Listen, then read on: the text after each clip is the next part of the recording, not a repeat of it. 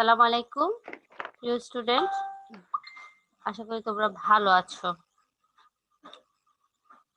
তো আজকে আমি তোমাদেরকে যে চ্যাপ্টারটা নিয়ে ক্লাস নেব সেটা হলো যে তোমাদের পঞ্চম চ্যাপ্টারের এমিল ডুরখিম। আমরা কিন্তু প্রথম, দ্বিতীয়, তৃতীয়, চতুর্থ চ্যাপ্টার অলরেডি আমরা পড়ে ফেলেছি। তো আজকে আমাদের টপিকস হলো এমিল ডুরখিম। এমিল ডুরখিমের আত্মহত্যা তত্ত্ব সম্পর্কে আলোচনা করতে হবে আর কি। তো ব্যাপারটা হলো যে এমিল ডুরখিমকে আমরা সেটা সম্পর্কে মোটামুটি একটা ধারণা দেয়। উনি একজন সমাজতাত্ত্বিক। তিনি 1858 সালে জন্মগ্রহণ করেছেন, 1917 সালে মৃত্যুবরণ করেছেন। এটা আমরা সবাই জানি। এবার আমরা তার কিছু ইম্পর্টেন্ট পড়াচ্ছে হলো লেবার, ডিভিশন অফ লেবার, তারপর সুইসাইড, রিলিজিয়ন অফ সোসিওলজি। এই বিভিন্ন বিষয় নিয়ে উনি আলোচনা করেছেন। দ্য থিওরি অফ রিলিজিয়ন, তারপর ম্যাথোডোলজি, এটা বিভিন্ন বিষয় নিয়ে আলোচনা করেছে। আজকে আমাদের যে বিষয়টা আলোচনা হবে সেটা হলো ডুরখিমের আত্মহত্যা সম্পর্কিত বিষয় নিয়ে আমরা আলোচনা করব। আমরা কম বেশি আত্মহত্যা সম্পর্কে আমরা ধারণা করতে পারি যে আসলে আত্মহত্যা কি। যখন মানুষ নিজেকে উৎসর্গ করে দেয়, নিজেই নিজে মৃত্যুবরণ করে, তখন নিজের হাতে তার মৃত্যুটা থাকে, তখন আমরা মূলত বলে থাকি যে আত্মহত্যা বা সুইসাইড বা নিজ ধারা আত্মহত্যাটাকে আমরা মূলত, এটা বেসিক্যালি আমরা নর্মাল সেন্স এটা বলতে পারি। কিন্তু আমাদের সমাজতাত্ত্বিক ভাবে, সমাজ বিজ্ঞানী হিসেবে আমরা সেটা বলতে পারি না। আমাদের বলতে হবে যে আত্মহত্যাটা কি। এমিল ডুরখেমের মতে আত্মহত্যা একটি সামাজিক ঘটনা। অবশ্যই সামাজিক ঘটনা, সমাজে বিদ্যমান যেসব ঘটনা ঘটে থাকে সে সবকিছুকে আমরা বলে থাকি সামাজিক ঘটনা। তিনি সামাজিক সংহতি এবং সামাজিক সচেতনতার সাথে আত্মহত্যার সম্পর্ক নিরূপণ করেছেন। অভিজ্ঞতা ভিত্তিক ও পরিসংখ্যানগত পদ্ধতির মাধ্যমে তিনি আত্মহত্যা সম্পর্কে বিশ্লেষণ করেছেন। তিনি তার গ্রন্থে আত্মহত্যার জৈবিক, মনস্তাত্ত্বিক ও ভৌগোলিক কারণ সমূহকে যৌক্তিকভাবে উনি উল্লেখ করেছেন যে ভৌগোলিক কারণ কি কি কারণে মানুষ এই যে আত্মহত্যা কেন ঘটে থাকে, বিভিন্ন জৈবিক কারণে, মনস্তাত্ত্বিক কারণে বা ভৌগোলিক কারণে, বিভিন্ন যুক্তিগত কারণে মানুষের আত্মহত্যা করে থাকে। সেই বিশ্লেষণগুলির মাধ্যমে তিনি যে বিষয়টা বলেছেন, যে বিশ্লেষণের মাধ্যমে প্রত্যাখ্যান করেছেন, সামাজিক কারণসমূহকে গুরুত্ব দিয়ে তুলে ধরেছেন। তিনি আত্মহত্যাকে সামাজিক সংহতির সাথে সম্পর্ক করেন। তিনি মূলত বলেছেন যে অন্যের যুক্তি খণ্ডন করেন, তারপর আলোচ্য বিষয় নিয়ে যুক্তি প্রতিষ্ঠা করেন। তিনি আত্মহত্যার শ্রম বিভাজনের নেতিবাচক দিক হিসেবে ব্যাখ্যা করেন, যা সামাজিক সংহতির সাথে সম্পৃক্ত। আত্মহত্যা প্রসঙ্গে অ্যালেন বলছেন আত্মহত্যা হলো আত্মহত্যাকারী কর্তৃক প্রত্যক্ষ পরোক্ষভাবে ইতিবাচক বা নেতিবাচক ঘটনা যা মৃত্যু ঘটায়। তারপর হলো যে ইংরেজি কথাগুলো আমরা ওরকম ভাবে বুঝতে পারছি না। আর আত্মহত্যা করা তথা নিজের জীবন নিজের ধারা নিঃশেষ হওয়া হলো আত্মহত্যা, তাই না? আমরা বেসিক্যালি আত্মহত্যার বিষয়টাকে কি বললাম, যে নিজের জীবনকে নিজের ধারা নিজের জীবন নিঃশেষ করে দেওয়াটাকে মূলত আত্মহত্যা বলে অভিহিত করছে। আর তোমরা কি শুনতে পাচ্ছ, বুঝতে পারছো? জি ম্যাম। আচ্ছা, কোথাও কোনো সমস্যা হলে অবশ্যই বলবো যে মিস আমি এটা বুঝতে পারছি না, আবার রিপিট করেন, ঠিক আছে? মিস চেষ্টা করবো তোমাদেরকে বোঝানোর জন্য। তারপর হলো যে আত্মহত্যা করা তথা নিজের জীবন নিজের ধারা নিঃশেষ হওয়া হলো আত্মহত্যা। আর সমাজের সাথে অতিমাত্রা সম্পৃক্ত তারা আত্মহত্যা করেন। আবার যারা সমাজ থেকে অতিমাত্রা বিচ্ছিন্ন তারাও আত্মহত্যা করেন। এখন দেখা যাচ্ছে যে আত্মহত্যার বিষয়গুলিতে আমরা লক্ষ্য করলে দেখতে পাচ্ছি যে সামাজিক ঘটনা, সমাজের সাথে সম্পৃক্ত, সমাজের সাথে আমি যদি অতিমাত্রায় সমাজের সম্পর্কে খুব বেশি চিন্তা নিয়ে নিই, সমাজে অরাজকতা, বিশৃঙ্খলতা নিয়ে খুব বেশি চিন্তা করে নিই, তখন আমি ফ্রাস্ট্রেশন হয়ে যাব, হতাশাগ্রস্ত হয়ে যাব, তখন আমি আত্মহত্যা করতে পারি। যখন আমি সমাজকে নিয়ে চিন্তা করব না, শুধু নিজেকে নিয়ে চিন্তা করব, নিজে থেকে ছিন্ন হয়ে থাকবো, তখনও আমি আত্মহত্যা করতে পারি। আত্মহত্যার অনেকগুলো কারণ থাকতে পারে, অনেক বিষয় থাকতে পারে। সেখানে হলো আমাদের মূল কথাটা। তারপর হলো এই কারণে তিনি বিভিন্ন ধরনের আত্মহত্যার কথা তিনি উল্লেখ করেছেন।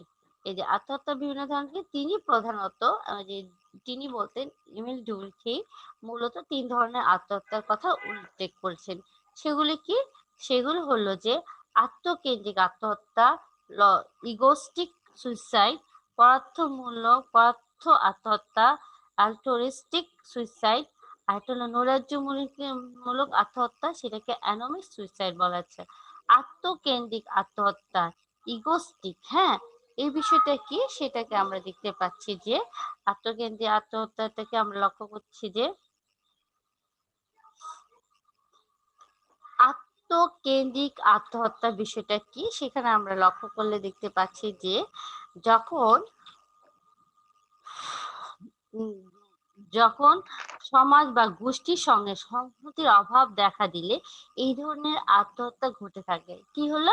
আমরা সংহতি গোষ্ঠী, আমরা সমাজে বাস করি, একটা গোষ্ঠীবদ্ধ জীবন যাপন করি, একত্রে সবাই মিলে বসবাস করি। সমাজ কি? আমাদের আশেপাশে মানুষের সাথে মানুষের সম্পর্ক, আমাদের আশেপাশে যাবতীয় কিছু নিয়ে আমরা সমাজ বলছি। গোষ্ঠীকে আমরা যে আশেপাশে আত্মীয় স্বজন পাড়া প্রতিবেশী সবকিছু মিলে আমরা আত্মীয় স্বজনকে নিয়ে একটা গোষ্ঠী থাকে, তখন আমরা তাদেরকে নিয়ে বসবাস করি। আর সংহতিটাকে মিথস্ক্রিয়া, এই যেমন দেখো আমি আর তুমি, আমরা এখন আমি তুমি কথা বলছি, আমি স্টার্ট করাচ্ছি, তোমরা শুনতে পাচ্ছ, আমাদের কিন্তু ক্রিয়া প্রতিক্রিয়া চলছে, এক ধরনের মিথস্ক্রিয়া চলছে, এক ধরনের সংহতি চলছে।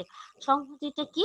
এই যে আমরা স্টাডি করতেছি, আমরা পড়ছি, এখন আমরা তোমাদেরকে আমি বোঝাচ্ছি, তোমরা বুঝতে চেষ্টা করছো, মানে আমরা একই উদ্দেশ্য, আমি তোমাদেরকে বোঝানোর চেষ্টা করছি, তোমরা বুঝতে চেষ্টা করছি, এটার মধ্যে আমাদের মধ্যে কিন্তু একটা মিথস্ক্রিয়া চলতেছে। তোমরা যেটা বুঝতে চেষ্টা করছো, আমি সেটা বোঝাতে চেষ্টা করছি। এই যে সংহতিটা, এই বিষয়টাকে কিন্তু আমরা বলে থাকি যে আহ এই বিষয়টাকে আমরা বলে থাকি যে সংহতি। তো দেখা গেল যে এই যে সংহতিটা, যখন আমাদের মধ্যে সংহতিটার অভাব লক্ষ্য করি, ধরুন আমি তোমাকে বোঝাচ্ছি, পড়াচ্ছি না, বা আমি তোমাদেরকে পড়াচ্ছি কিন্তু তোমরা বুঝতে চাচ্ছ না, তার মধ্যে কিন্তু কোনো সংহতি নাই, এক ধরনের অভাব রয়েছে। সেই অভাবটার ফলে কিন্তু আমরা কোনো একটা কাজ সুন্দরভাবে পরিচালনা করতে পারবো না। সাপোজ তোমরা যে 5 জন, তোমার পার্টিসিপেন্ট কতজন হয়েছে এখন আমার সাথে? এখন পার্টিসিপেন্ট হয়েছে, আমি দেখি যে পার্টিসিপেন্ট তোমরা হয়েছে 7, আমি সহ 8 জন। এখন আমরা কিন্তু একটা সংহতি প্রকাশ করেছি, মিথস্ক্রিয়া চলতেছে আমাদের মধ্যে, হ্যাঁ, কিন্তু এখন যারা ক্লাস করছে না তারা কিন্তু এগুচ্ছে না, যারা ক্লাস করছে না তারা কিন্তু এগুচ্ছে না, তারা তাদের মতো করে রয়ে গেছে, তারা কোনো কাজে এগুচ্ছে না, কিন্তু আমরা এখন স্টাডি করতেছি, আমরা আমাদের মতো গুছিয়ে নিচ্ছি। এই যে আমাদের মধ্যে যে সংহতিটা, সেই সংহতিটা যদি কোনো রকমের অভাব লক্ষ্য করা যায়, তখন কিন্তু আমরা বলবো যে সংহতির অভাব। হুম, এই যে সংহতিটা যখন অভাব দেখা যায়, তখন এ ধরনের আত্মহত্যা ঘটে থাকে। সমাজ থেকে ব্যক্তি যখন নিজেকে বিচ্ছিন্ন মনে করেন, তখন এই ধরনের আত্মহত্যা ঘটে থাকে। সচরাচর যে সকল সমাজে সামাজিক সংহতি কম থাকে, সে সকল সমাজে আত্মকেন্দ্রিক আত্মহত্যা প্রবণতা বেশি লক্ষ্য করা যায়। যেমন আমরা দেখতে পাবো যে ওই যে সমাজ বা পরিবার বা গোষ্ঠীতে কিছু মানুষ কেন আত্মহত্যা করলো, সে নিজেকে সমাজে অন্য মানুষ থেকে, আত্মীয় স্বজন, বাবা মা ভাই বোন থেকে নিজেকে সে বিচ্ছিন্ন মনে করলো, সে ভাবলো যে সে কেউ না, সে কিছু না, তার দ্বারা কিছু হবে না, সে নিজেকে বিচ্ছিন্ন মনে করলো, তার মধ্যে সংহতিটা কম, বা সে সমাজের মানুষের মধ্যে, সে ফ্যামিলি বাবা মা ভাই বোনের মধ্যে আর্থিক সম্পর্কটা কম, তখন সেই ছেলেটা বা সেই মেয়েটা বা সেই ব্যক্তিটা আত্মহত্যা করে ফেলে, অর্থাৎ নিজেকে নিজে নিঃশেষ করে দেয়। তখন সেটাকে আমরা কি বলতে পারছি? সেটাকে বলা হচ্ছে যে আত্মকেন্দ্রিক আত্মহত্যা। আর দুর্খেম পরিসংখ্যানের মাধ্যমে দেখান যে বিবাহ বিচ্ছেদের চেয়ে অবিবাহিতদের, মানে বিবাহিতদের চেয়ে অবিবাহিতদের মধ্যে, মহিলাদের চেয়ে পুরুষদের মধ্যে, গ্রামবাসীদের চেয়ে নগরবাসীদের মধ্যে এই ধরনের আত্মহত্যা প্রবণতা লক্ষ্য করা যায়।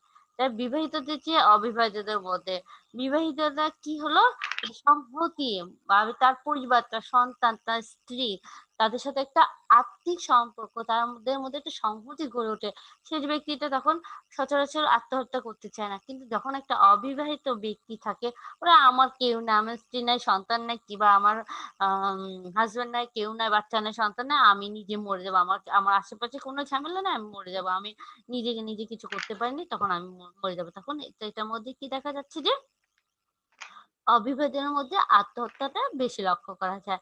আবার মহিলাদের চেয়ে পুরুষদের মধ্যে, আবার গ্রামবাসীদের চেয়ে নগরবাসীদের মধ্যে। গ্রামবাসীরা কিন্তু মিলেমিশে থাকে, কিন্তু নগরবাসীরা কিন্তু একা একা থাকে। এই যে একা একা থাকাটা তাদের মধ্যে আত্মকেন্দ্রিক গড়ে তোলে। আত্মকেন্দ্রিক গড়ে তোলার ফলে তারা কিন্তু কি হচ্ছে, তাদের মধ্যে আত্মহত্যার প্রবণতা বেড়ে যাচ্ছে। সে বিষয়টা আমরা লক্ষ্য করছি। দ্বিতীয়ত আমরা যে বিষয়টা দেখতে পাচ্ছি সেটা হলো যে পদার্থমূলক আত্মহত্যা। অর্থাৎ পদার্থমূলক আত্মহত্যাটা আত্মকেন্দ্রিক আত্মহত্যার বিপরীতে সাধারণ মানে ধারণা করা হলো যে পদার্থমূলক আত্মহত্যা।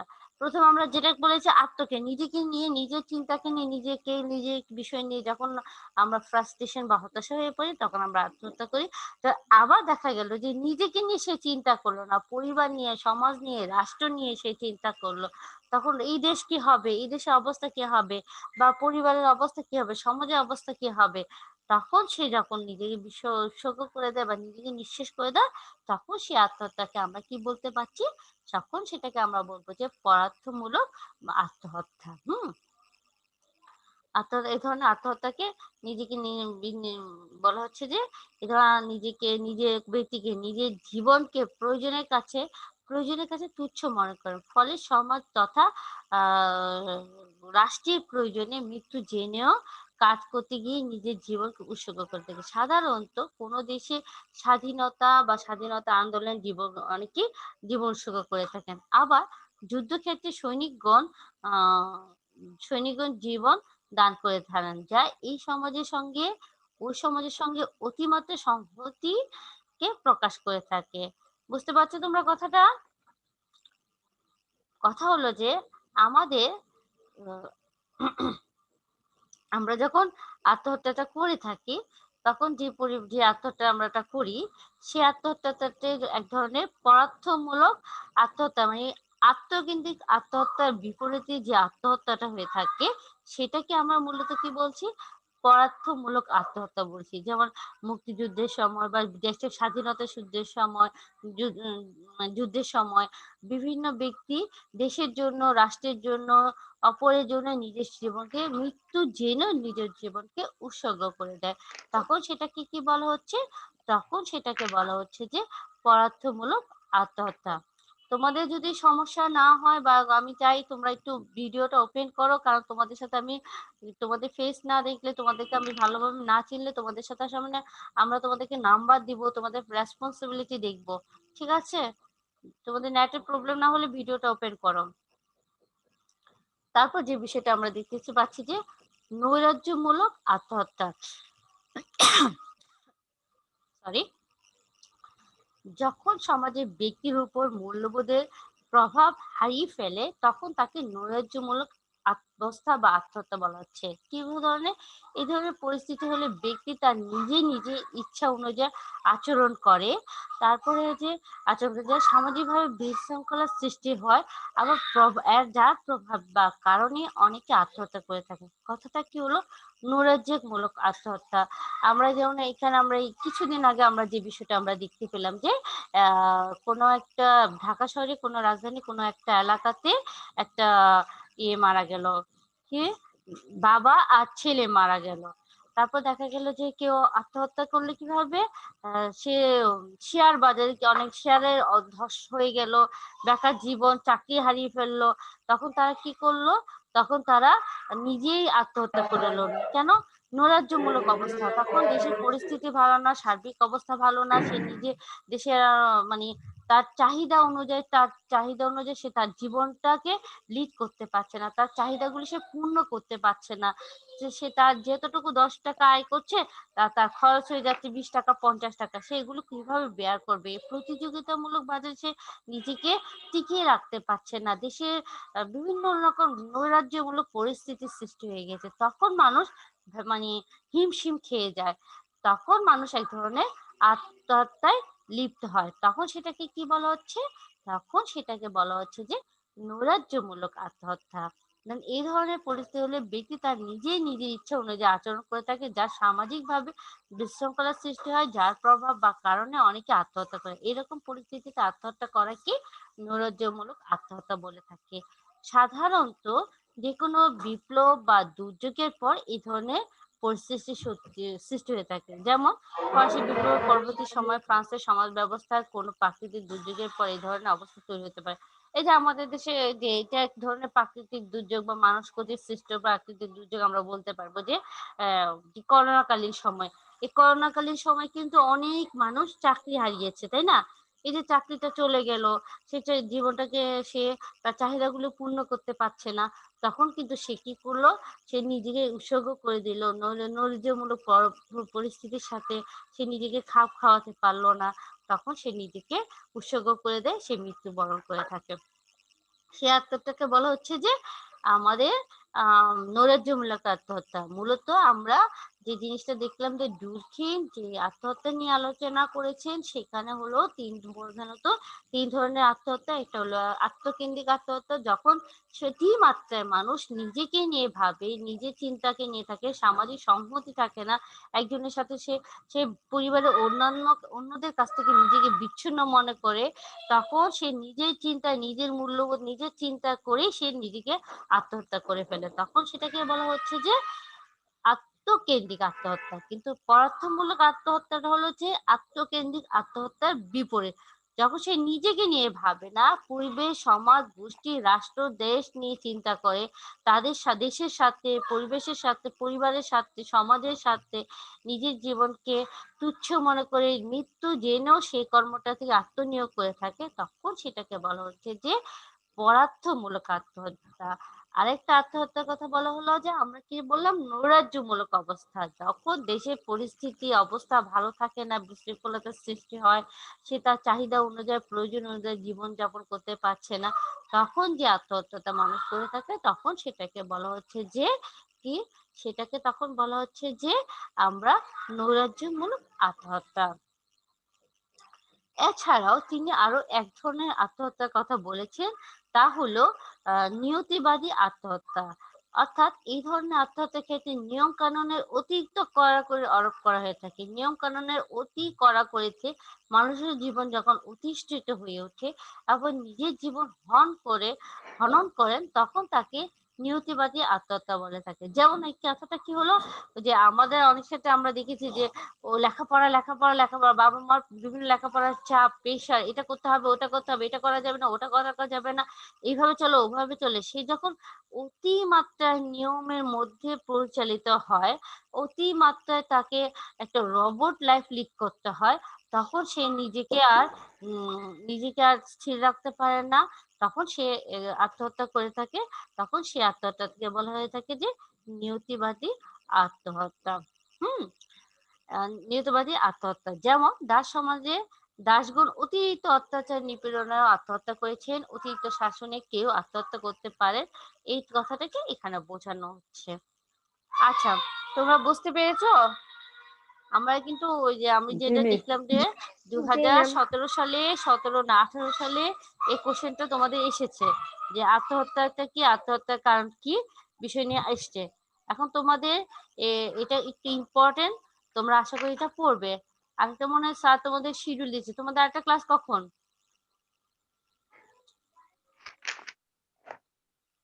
আচ্ছা ঠিক আছে, তো তোমরা আজকে এই পর্যন্ত তোমরা এটা পড়বে, এটা পরেই তোমার এই চ্যাপ্টারের আরেকটা হচ্ছে যে সংহতি, এমিল ডুরকিমের সংহতি নিয়ে আলোচনা করেছে, সে বিষয়টা নিয়ে একটু পড়ে ফেলবে, ঠিক আছে?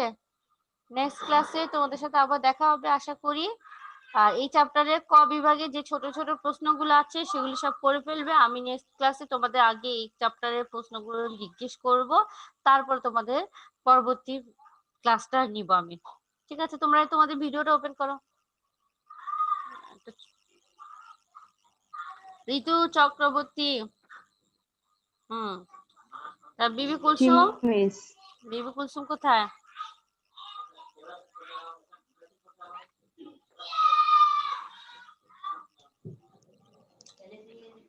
ঠিক আছে, তোমরা ভালো থেকো, আল্লাহ হাফেজ। আল্লাহ হাফেজ। আল্লাহ হাফেজ ম্যাম। জি মিস, আসসালামু আসসালামু আলাইকুম। আলাইকুম। ওয়ালাইকুম আসসালাম। আসসালামু আলাইকুম মিস।